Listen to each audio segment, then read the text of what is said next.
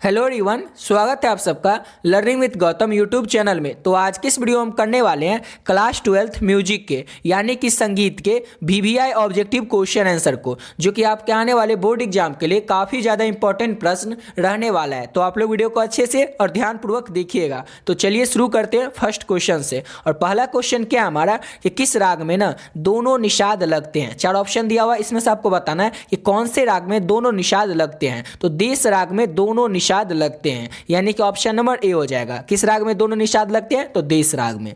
अब अगला क्वेश्चन क्या है हमारा कि संगीत रत्नाकर ग्रंथ के लेखक कौन है। संगीत रत्नाकर क्या है? तो एक ग्रंथ है। तो इस ग्रंथ के लेखक कौन है? भरत मुनि है, शारंग देव है, मतंग मुनि है या पंडित लोचन है। तो संगीत रत्नाकर के जो लेखक हैं वो हैं सारंग देव, यानी कि ऑप्शन नंबर बी हो जाएगा। सारंग देव जो है ये संगीत रत्नाकर ग्रंथ के लेखक है, ऑप्शन नंबर बी हो जाएगा। अब अगला क्वेश्चन क्या हमारा कि राग भूपाली की जाति क्या है। राग भूपाली जो है इसकी जाति क्या है? औंडव जाति है, शांडव जाति है, संपूर्ण जाति है या इनमें से कोई जाति नहीं है। तो राग भूपाली की जो जाति है वो औंडव जाति है, यानी कि ऑप्शन नंबर ए हो जाएगा। राग भूपाली की जाति क्या है? तो औंडव है, ऑप्शन नंबर ए हो जाएगा। अब अगला क्वेश्चन है चौथा नंबर कि तीन ताल में कितनी तालियां होती है। तीन ताल में ना कितनी तालियां होती है। तो तीन ताली में कितनी ताली होगी? तीन ताल, इसमें कितना होगा? तीन ही ताली होगा ना। तीन ताल में कितना ताली होगा? तीन ताली होगा, यानी ऑप्शन नंबर क्या हो जाएगा? तो ऑप्शन नंबर हो जाएगा इसका सी, तीन ताली।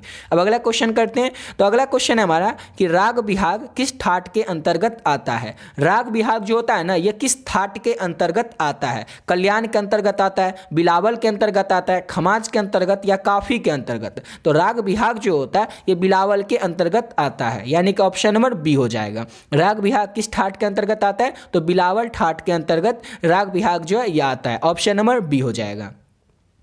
अगला क्वेश्चन है हमारा कि ताल रूपक में कितनी मात्राएं होती है। अब ताल रूपक में कितनी मात्राएं होती हैं ये आपको बताना है। तो 7 मात्राएं होती है, ऑप्शन नंबर सी हो जाएगा। ताल रूपक में कितनी मात्राएं होती हैं? तो ताल रूपक में 7 मात्राएं होती है, ऑप्शन नंबर सी हो जाएगा। नेक्स्ट क्वेश्चन है हमारा कि राग देश का समवादी स्वर क्या है। किस चीज का? तो राग देश का ना समवादी स्वर मो प नी या री। राग देश का समवादी स्वर क्या है? तो प है, यानी ऑप्शन नंबर बी हो जाएगा। राग देश का समवादी स्वर क्या होगा? तो प होगा, ऑप्शन नंबर बी हो जाएगा।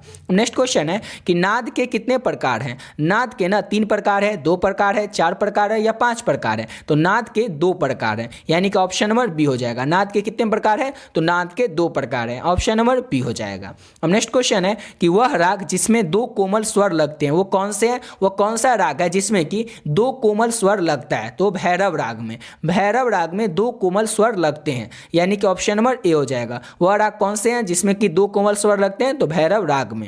अब अगला क्वेश्चन है हमारा 10 नंबर क्वेश्चन है कि राग अलहैया बिलावल का ठाट क्या है। किस चीज का? तो राग अलहैया बिलावल, इसका ठाट क्या है? तो बिलावल है, यानी ऑप्शन नंबर सी हो जाएगा। राग अलहैया बिलावल का ठाट क्या है? तो बिलावल है, ऑप्शन नंबर सी हो जाएगा।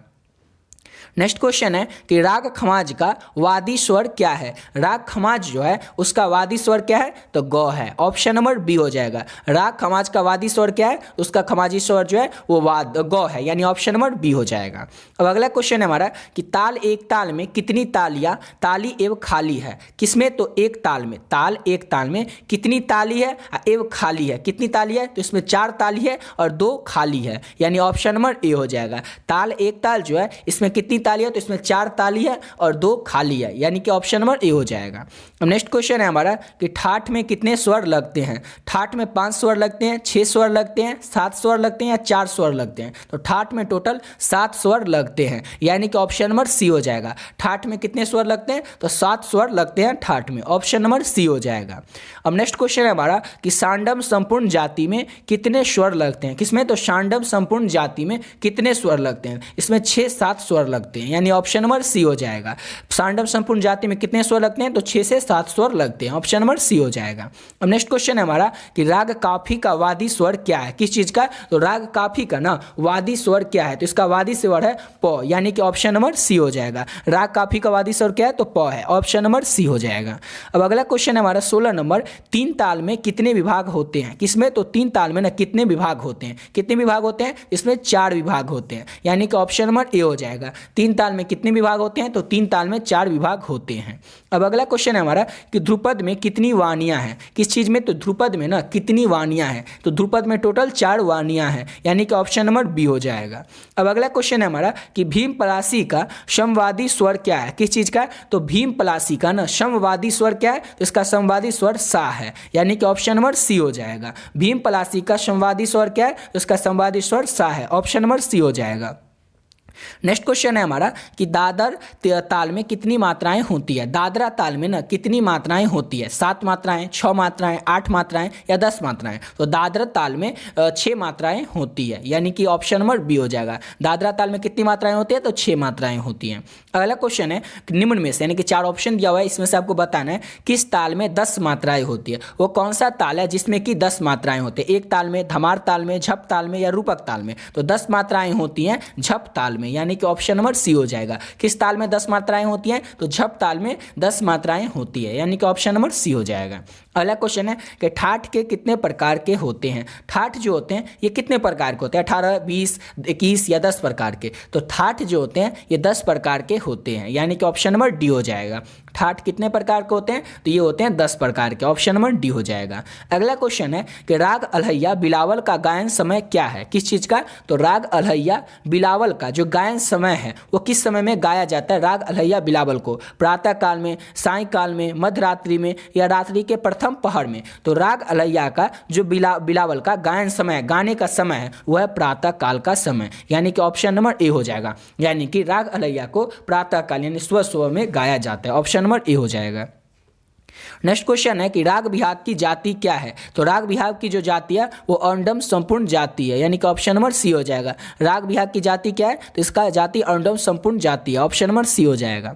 नेक्स्ट क्वेश्चन है कि निम्न में से, यानी कि 4 ऑप्शन दिया हुआ है, इसमें से आपको बताना है कौन वर्ण के भेद नहीं है। 4 ऑप्शन में से आपको बताना है कि कौन जो है वो वर्ण के भेद नहीं है। तो देखिए आरोही, अवरोही और संचारी ये तीनों जो है ये वर्ण के भेद है, लेकिन अस्थाई जो है ये वर्ण के भेद नहीं है, यानी कि ऑप्शन नंबर डी हो जाएगा। निम्न में से कौन वर्ण के भेद नहीं है? तो अस्थाई जो है ये वर्ण के भेद नहीं है। आरोही, अवरोही और संचारी ये तीनों जो है ये वर्ण के भेद हैं।